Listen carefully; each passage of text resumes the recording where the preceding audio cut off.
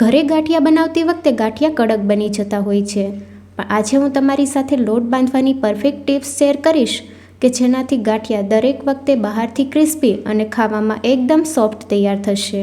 તીખા ગાંઠિયા માટેનો લોટ બાંધી લઈશું. અહીંયા મેં કપના માપથી 2.5 કપ જેટલો ચણાનો લોટ લીધો છે. વજનમાં જોઈએ તો 250 ગ્રામ જેટલો ચણાનો લોટ છે. લોટને આપણે ચાળીને લેવાનો છે. તો અહીંયા 2.5 કપ જેટલો ચણાનો લોટ લઈ લીધો છે. હવે લોટને આપણે ચાળી લઈશું. લોટને ચાળવાથી તેમાં હવાના કણ ભરાય છે અને એકદમ ફ્લફી તૈયાર થાય છે. અને જ્યારે આપણે લોટ બાંધતી વખતે પાણી ઉમેરીએ તો જરા પણ ગાંઠા નથી પડતા. આ રીતે આપણે બધા લોટને ચાળી લઈશું. લોટમાં આપણે મસાલા ઉમેરી દઈશું. 1 ચમચી અજમાને હાથેથી ક્રશ કરીને ઉમેરીએ. ગાંઠિયામાં અજમાનો ફ્લેવર ખૂબ જ સરસ લાગે છે. સાથે અડધી ચમચી હિંગ ઉમેરીએ. હિંગ જો તમારી પાસે સ્ટ્રોંગ ફ્લેવરમાં હોય તો તમે થોડી ઓછી ઉમેરી શકો છો. 1/4 ચમચી હળદર પાવડર અને 1.5 ચમચી જેટલું લાલ મરચું પાવડર ઉમેર્યું છે.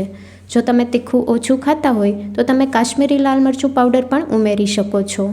અહીંયા બધા મસાલા મિક્સ કરી લઈશું. એકદમ બજાર જેવા ગાંઠિયા તૈયાર કરવા માટે આપણે તેલ લોટમાં નથી ઉમેરવાનું. તેલ અને પાણીનું મિક્સર અલગથી આપણે તૈયાર કરીશું.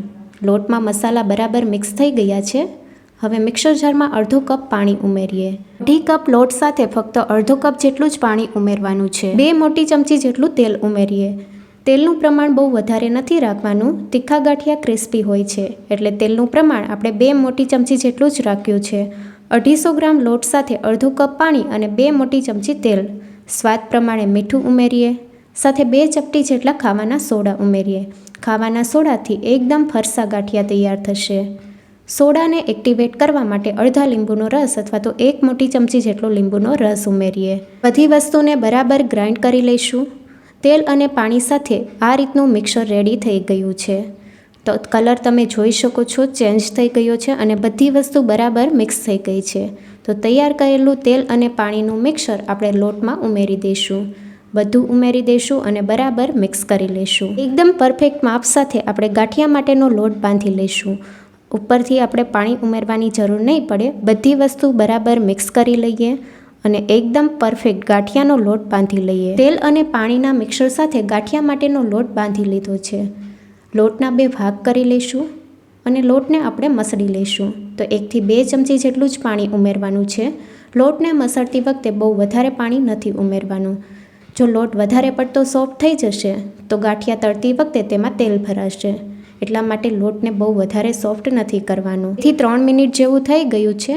લોટને બરાબર મસળી લીધો છે. લોટને ભેગો કરી લઈશું. હાથ ઉપર તેલ લગાવી દેવાનું અને બરાબર ભેગો કરી લઈશું. ગાંઠિયા માટેનો લોટ બંધાઈ ગયો છે. ન વધારે સોફ્ટ કે ન વધારે કઠણ. એકદમ સ્ટ્રેચી તૈયાર થયો છે, જેનાથી એકદમ પતલા ગાંઠિયા તૈયાર થશે. બાજુના લોટ સાથે કમ્પેર કરીએ તો લોટ એકદમ સ્મૂથ તૈયાર થયો છે. સાથે તેનો કલર પણ ચેન્જ થઈ ગયો છે. લોટમાંથી ગાંઠિયા તૈયાર કરવા માટે સેવ પાડવાનું મશીન લીધું છે. મીડિયમ સાઇઝની ખમણીને આ રીતે આપણે બરાબર જોઈન્ટ કરી લઈશું. મશીનને તેલથી બરાબર ગ્રીસ કરી લઈશું. જો તમારે જારામાં ગાંઠિયા પાડવા હોય તો તમે જારામાં પણ પાડી શકો છો અને જારો ન હોય તો તમે ખમણીનો ઉપયોગ કરીને પણ ગાંઠિયા તૈયાર કરી શકો છો. તૈયાર કરેલો ગાંઠિયાનો લોટ મશીનમાં ઉમેરી દઈએ અને મશીનને બરાબર બંધ કરી દઈએ. ગાંઠિયાને તળવા માટે તેલ ગરમ થવા માટે મૂકી દીધું છે. તેલ બરાબર ગરમ થઈ ગયું છે. ગાંઠિયા પાડતી વખતે શરૂઆતમાં ગેસની ફ્લેમ હાઈ રાખવાની છે અને ગાંઠિયાને બહારથી અંદરની સાઈડ ફેરવતા જવાનું છે. કડાઈમાં સમાય એટલા ગાંઠિયા આપણે પાડી લઈશું. હવે મશીનથી લોટને આ રીતે અલગ કરી લઈશું અને મીડિયમ ગેસની ફ્લેમ ઉપર ક્રિસ્પી થાય ત્યાં સુધી થવા દઈશું.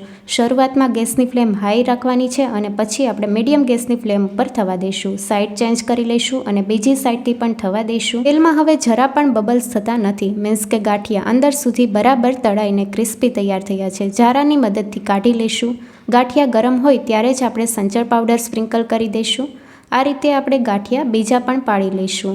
ગાંઠિયાને પાડતી વખતે ગેસની ફ્લેમ હાઈ રાખવાની છે અને ગાંઠિયા પડાઈ જાય એ પછી આપણે મીડિયમ ગેસની ફ્લેમ ઉપર ગાંઠિયા અંદર સુધી બરાબર કૂક થાય ત્યાં સુધી થવા દઈશું, જેથી ગાંઠિયા અંદરથી પણ કાચા ન રહે અને એકદમ ક્રિસ્પી તૈયાર થાય. સાઈડ ચેન્જ કરી લઈશું.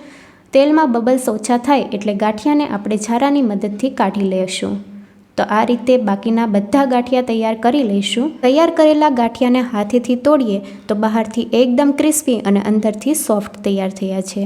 ગાંઠિયાની રેસીપી કેવી લાગે કમેન્ટમાં જરૂરથી જણાવજો અને નવી રેસીપી જોવા માટે ચેનલને લાઇક, શેર અને સબસ્ક્રાઈબ કરો. Thank you for watching.